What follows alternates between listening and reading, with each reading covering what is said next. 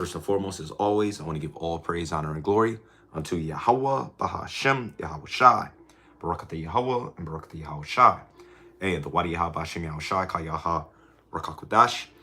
That is the Holy Spirit moving me, compelling me to do yet another volume of Sunrise Spiritual Speaking. And I want to speak about how this world is going to hell in a handbasket. Now, you got the port strikes on the East Coast. You got 45,000 members of the union. They just went on strike. And I actually want to pull up a video because a trash worker, he went through or he attempted to go through the barricade, and he got his ass beat up, because we're in a very volatile time. And we see what's going on right now. The Iranians are leading airstrikes on Tel Aviv, and before that there was an actual shooting. So everything that the Heavenly Father has been prophesying about, that's essentially coming to pass. But yeah, let me go ahead and play this video. It's only going to get worse. It's only going to get worse because it's the second out here in Australia. I'm in the future. I'm about a good 17 hours. I believe I'm 17 hours ahead of brothers on the West Coast, and which means I'm 14 hours ahead of you brothers on the East Coast. But yeah, it's going down. So let me go ahead and play this, and I'm gonna hit some precepts. And as always, I pray that the lesson is edifying, exhorting, and comforting. Thousands of dock workers are on strike, causing ports across the U.S. to close. Yeah, in total, 36 ports shutting down, including the port of Baltimore. Melanie Allenwick is there right now live, and she appears to be telling us since this morning that it's been heating up there, and it hasn't been a pleasant sight for many folks, especially the drivers coming in. That's right. So for some people, I think it might have been a bit of a surprise. However, this has been in the news that it could be happening for a few weeks now. So you can see the picket lines behind me here.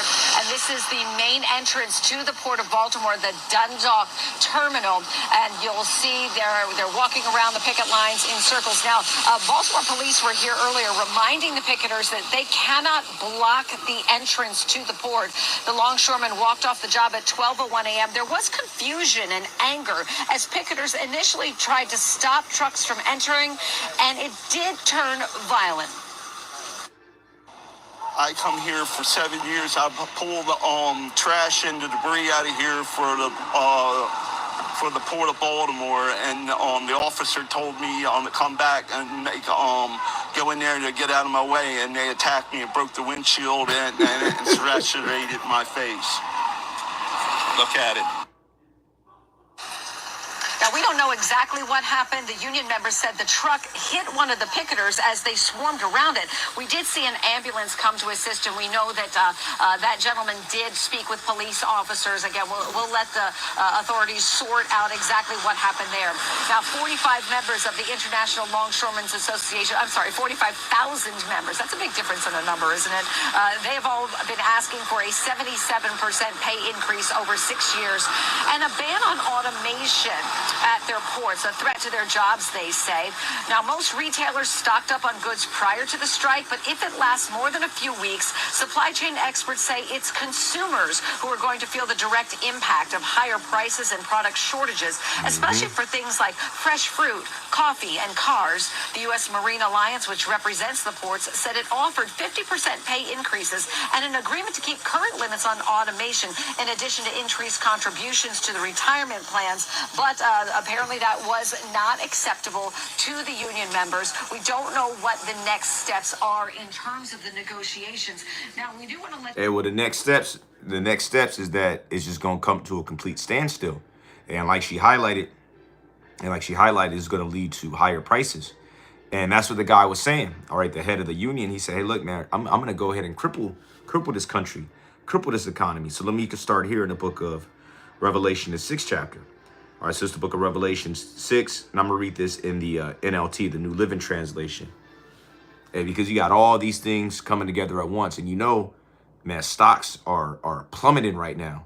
All right, I just checked it on the phone that I'm live streaming on that iPhone. They give you an update on all the stocks. Things are plummeting. All right, so America's going through it right now, and we're about a month out from the elections, about 33 days. Beautiful time to be alive. Revelation 6 and 5 in the NLT. When the Lamb broke the third seal, I heard the third living being say, "Come." I looked up and saw a black horse, and its rider was holding a pair of scales in his hand. So now I'm going to go to the blue letter. We're going to go into that word scales in the Greek. All right, so Revelation 6, and I'm going to read this in the KJV. Revelation 6, verse 5. And when he had opened the third seal, I heard the third beast say, come and see. And I beheld, and lo, a black horse, and he that sat on him had a pair of balances in his hand.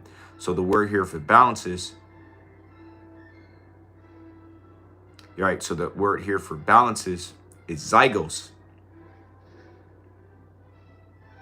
which means what? A yoke, metaphorical use of any burden or bondage, a yoke that is put on drought cattle. So here's the point though. A balance, a pair of scales, metaphorically used of any burden or bondage, because these people are going to feel the burden of hyperinflation, as is going to go on to explain, going back to Revelation 6:6 in the NLT. And I heard a voice from among the four living beings say, a loaf of wheat bread or 3 loaves of barley will cost a day's pay. And don't waste the olive oil and wine. That's right, man. So a day's pay is only going to get you basic necessities, which that's what the world calls hyperinflation. And that's what's about to kick in, because you have rampant inflation already as a result of the expansion of the money supply. America's in over $35 trillion worth of debt. And on top of that, now you got the port strikers going on strike. I'm sorry, the port workers going on strike. Now, most things are imported here. America is not a manufacturing hub as it was in its heyday. We go back to the 40s, 50s, 60s, 70s. Everything is outsourced. So for the most part, America is a service economy. America has to import things. So when you have, right, oil prices going to go way up, right? Exactly. Especially with what's going on with Israel and Iran, because they're more than likely going to go ahead and shut down the Strait of Hormuz. So the trucks that are here's another thing, right? If this port strike prolongs, what's going to happen? The West Coast ports, they're still open, so it's going to cost even more to transport from the West Coast to the East Coast, just automatically on account of you having to go a lot further, right? On top of that, as the brother just said, oil prices are going through the roof as a result of what's going on right now between Israel and Iran. And that's hot off the press. Them Iranians just struck them Israelis within the last hour and a half, man. So we're in some perilous times, as it says here. Let me grab it in 2 Timothy, the 3rd chapter. It's about to get real nasty out here. I'm talking about in the coming days and weeks. And the head of the union, he outlined it. He said, okay, first week it's on the news. All right, second week you start seeing auto sales go down. Then the third week, everything starts going through the roof. Fruit, all these other goods, people start getting laid off, and which layoffs have already increased. But this is the book of 2 Timothy 3, verse 1. This know also that in the last days, perilous times shall come, right? Perilous times, real dangerous times. All right, America's in a very dangerous state, as well as the rest of the globe. Let me see what precepts you brothers got. Right, Sirach 5 and 7, make no tarrying to turn to our Adawan, and put not off from day to day. For suddenly shall the wrath of Adawan come forth. Right, suddenly, because a lot of people, they didn't even know that there was a strike. Right, like the brother Micah Allah was saying, he was speaking to people, they didn't even know there was a strike. And he's actually on the East Coast. Now you can see somebody on the West Coast, that ain't got nothing to do with me. We still operate in business as usual. But you got people on the East Coast, they didn't even know what the hell was going on. But now they're about to feel the ramifications. So make no turning to turn to an Adawan, and put not off from day to day. For suddenly shall the wrath of an Adawan come forth, and in thy security thou shalt be destroyed and perish in the day of vengeance. That's right, because America and the world as a whole is very fragile. Anything can happen at any moment, as we're seeing right now. Because give it a week, give it 2 weeks. If this continues, you're gonna have even more layoffs, and you're gonna have even more violence. Because those union workers, when they go on strike, they don't take kindly to scabs. They don't take kindly to anybody that breaks the picket line, even if they're not actually working with their company, as we saw with the truck worker. The dude, he was just doing his job, man. He got his ass beat, And you're going to see a lot more of that. 2 Ezra 6, verse 22. And suddenly shall the sown places appear unsown. The full storehouses shall suddenly be found empty. Right, and we're in that time. We're in a time of this prophecy in which the full storehouses are going to suddenly be found empty. Why? Because there's nobody there. There's nobody there to take the goods off of the ship. Luke 21 and 25, the birth of the wild Judah. And there shall be signs in the sun and in the moon and in the stars, and upon the earth distress of nations. That's right. And that's what we see. We see the distress of nations all across the globe. With perplexity, the sea and the waves roaring, right? Upwards of the people. That's end time prophecy pursuant to the book of 2 Ezra, the 9th chapter, right? 33 days before election too. Yeah, Esau and his numbers, right? Exactly. And this is all happening at once. This is all happening at once. All right, you got the strikes on the Israelis after the repeated strikes on Lebanon. And you got this this port strike. And there's going to be more. There's going to be more things that happen that people didn't even lay to heart. Right, Luke 12 and 51, suppose ye that I am come to give peace on earth, I tell you nay, but rather division. That's right, man. And this is more divided. I mean, the world is more divided than ever, right? Middle East on fire. Amen. Beautiful time to be alive. Beautiful time to be alive. 2 Ezra 16. Yep, surely the least. Let me grab this. Jeremiah 50 and 45. And I'm going to go into this at the altar. I'm getting ready to, I'm going to clean up a little bit. And then I'm going to go ahead and hit the altar. And then I'm going to do some more filming later. So I intended to hit the altar and do some more filming yesterday, but I actually left this phone. I had to go back and recover it. The Wadi Habashim Ashah, because when I took a seat and I was doing the sunrise, I must have just had the phone. I must have just put the phone down. And once I started walking and I concluded the lesson, I checked and I said, oh man, I had this sick feeling in my stomach. But thankfully, I was able to go back to the train station and I recovered the phone. So right now I'm going to go ahead and get ready, hit the altar. It's pretty early here. It's about 5:45. Hey, but this city is always jumping. It's like New York, you know, as long as it's not 4 or 5 in the morning, you're going to see a lot of people out. So I'm going to go ahead and do that. And then I'm going to hit this tour. I'm going to go to a zoo. So I'm going to go ahead and film there as well. Because like I was touching on yesterday, you know, here in Australia, you're going to see wildlife. You're going to see animals that you don't really see nowhere else. Then I'm going to try to hit at least a couple of museums, trying to get as much in as possible. But let me grab this in Jeremiah 50 and 45. Therefore, hear the counsel of Adawan Yahweh that he have taken against Babylon, right, against America. That's a code word for America. And his purpose is that he have purpose against the land of the Chaldeans. When you go into the history, Chaldea was a section of Babylon, which then became synonymous with Babylon as a whole. It's just like if you say New York or California, that's a part of what? That's a part of America. It's the same concept. Surely the least of the flock shall draw them out. Surely he shall make their habitation desolate with them, right? And that's what everybody is saying. That America is the nation that's really bankrolling that whole operation. That Israel by itself isn't able to sustain itself. They need whom? They need American support, right? U.S. forces ready to give Israel additional defensive support, right? This is right out of the scriptures. Like I said, I don't want to I'm going to touch on this a little more when I hit the altar, man, because this is big news. And everybody's acknowledging that this is World War III. Because everybody knows the Israelis, they're not going to just take that line down because that Iron Dome was completely penetrated. I mean, I just saw the videos. I was just going through everything, man, just bombarding Tel Aviv. And like I said, even before that, there was a shooting. So I think there was some multi-pronged attack by them, the Iranians. And we know that they're working with the Houthis as well. Because them so-called Jews, man, they're surrounded. All right, they got Hezbollah to worry about, which I mean, and they've been lighting them up. They got Hezbollah to worry about. They got Iran to worry about. And then they got the different proxies in Iraq. And then they also got the Houthis. All right, but 2 Ezra 16 and 21, behold, victuals shall be so good cheap upon earth. Victuals, when you look up that word, it goes into food provisions. Victuals shall be so good cheap upon earth that they shall think themselves to be in good case, right?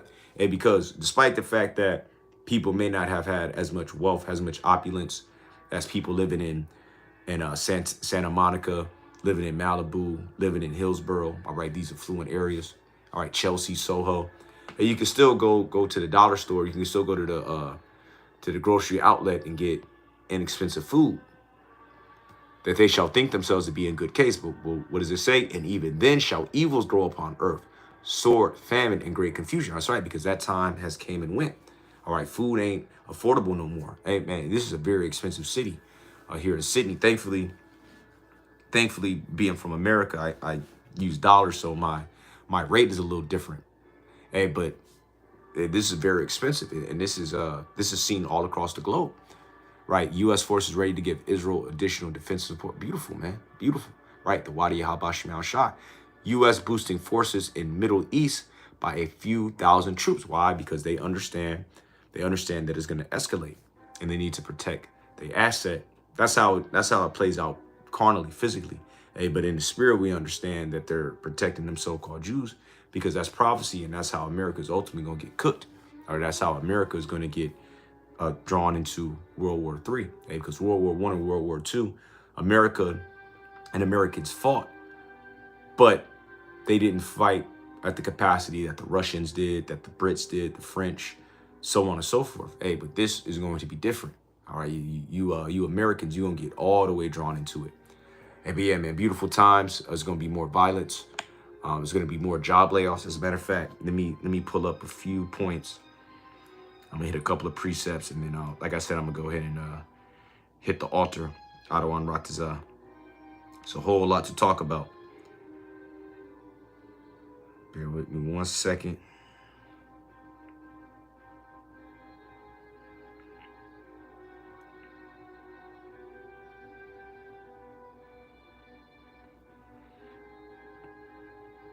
Yep. So CVS to lay off nearly 3,000 employees. Right, so CVS's, Walgreens, Rite Aids, they're getting laid off left and right. And like I said, the head of the union, I forget the name of the union, but he said that. He said, hey, within 2 weeks, man, you're going to see mass layoffs because it's going to be a trickle-down effect. You got trains stopped, grain cars piling up. This is already.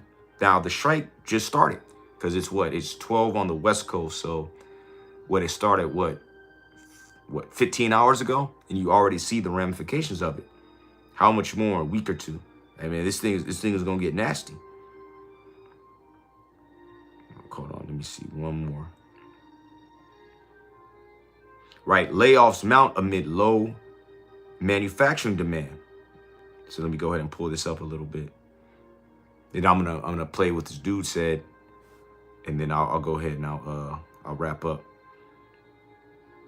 So layoffs mount amid low manufacturing demand. The presidential election and East Coast port strike and the impact of Hurricane Helen are creating a flurry of challenges for manufacturers this fall. That's right, man. Hey, the Heavenly Father is hitting Babylon left and right.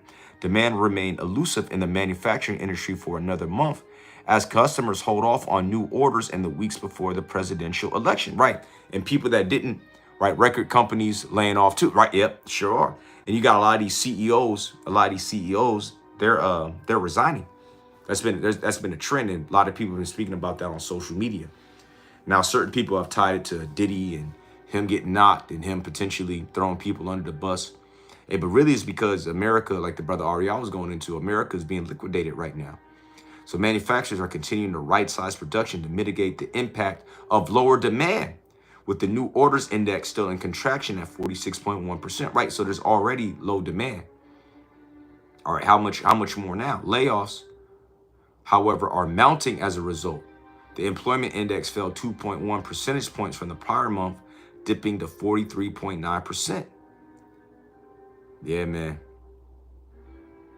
Yeah, man, it's bad. The weak performance comes despite an increase in long-term optimism among manufacturers after the Federal Reserve's interest cut last month, right? So there's long-term optimism, right? Hey, but in the right now, man, it's going bad, and that optimism is based in delusion. All right, because there's nobody in their right mind that could look and try to foresee anything going good in America and the world. People are going to start furloughing if they can't see an end in sight. Woo! Let me read up actually. Fior noted that the biggest risks from the port strike are the impact to production and a slowdown in supplier deliveries. While the economist said he's optimistic the strike can be resolved in a week or two, if there is no sign of a deal in 3 or 4 weeks, Manufacturers may be pushed to lay off or furlough workers. People are going to start furloughing if they can't see an end in sight. That's right, because they're not going to have any money to pay. Everything's going to come to a standstill. Isaiah 24:10. The city of confusion is broken down, right? America. Because Babylon means what? Land of confusion. So the city of confusion is broken down. Every house is shut up that no man may come in, right? And that's the next step, because you're going to see more and more businesses boarded up. And eventually you're going to have to see houses boarded up, because when people can't get resources from the businesses, they're going to go into people's neighborhoods. We've been speaking about this for ages, and we're finally seeing it come to pass. Khan, to quote the brother, love to see it, right? We love to see it. Oh, that's what it was. 2 Ishmaelites got off the train, deleted 8 people near Tel Aviv, right? See, so that was a coordinated strike. So they did that. They did that to set the stage for the strike. So it was a multi-pronged attack. Beautiful, right? They want to stop automation in ports, which is not like that. That's right. That's right. Exactly, brother. So that strike ain't going nowhere, because they want to do away the strikers, because they have foresight. They understand that with more automation, what do you need me for? So they're like, nah, man, y'all got to go ahead and slow down this automation, because they want the workers to work in a transition period. All right, until all the automation is up to speed, they want the workers. But after that, they're going to what? They're going to fire them. And they know that. They're not stupid. They've seen how automation has phased out other workers in different industries. So they don't want that to happen to them. And like the brother said, we see how the world is going. They're not going to stop that automation, because the corporations, their duty is to the shareholders to make as much money as possible. How do you make more money? By lowering the production costs and lowering the labor costs. So if you got a bunch of robots doing it, you don't need no people. So you're going to make more what? You're going to make more money, which again, that's the obligation of any company, any charter business. Their obligation is to their shareholders to make money. Or if you're a public company, it is your obligation as a chartered business to make as much money as possible. You got people buying your stocks, buying your bonds. That's what you have to do. So yeah, I don't see this stopping at all, which is going to lead to more what? More layoffs, which is going to lead to more what? More uprisings, more sedition. And it's an election season. This is beautiful, man. Isaiah 19:15. Neither shall there be any work for Egypt, which we know that America is also known as spiritual Egypt, spiritual sodomy Egypt, which the head or tail, branch or rush may do. That's right, man. Right. That's how they justified slavery. That's right. It's a big business. Exactly. Big business. Yeah, we could let these niggas go, but we ain't gonna make as much money. So even though you might have had certain abolitionists or people that lean towards being an abolitionist, they said, well, yeah, man, we are gonna have our money affected. Great point. But yeah, I'm gonna go ahead and end there through the spirit. Like I said, I'm gonna go ahead and get ready, and I'm gonna hit these highways and hedges. I pray that this lesson was not only edifying, but also exhorting and comforting. And I again want to give all praise, honor, and glory unto Yahweh, Bahashem, Yahweh Shai, Barakatah Yahweh, and Barakatah Yahweh Shai, and the Wadi Habashim Yahweh Shai, Kayaha, Rakakodash, the Holy Spirit, which moved me, compelled me to do the lesson. And I'm going to go ahead and get ready and hit them streets. Till next time, blah, blah, blah. And shalom to the remnant, and shalom to the elect.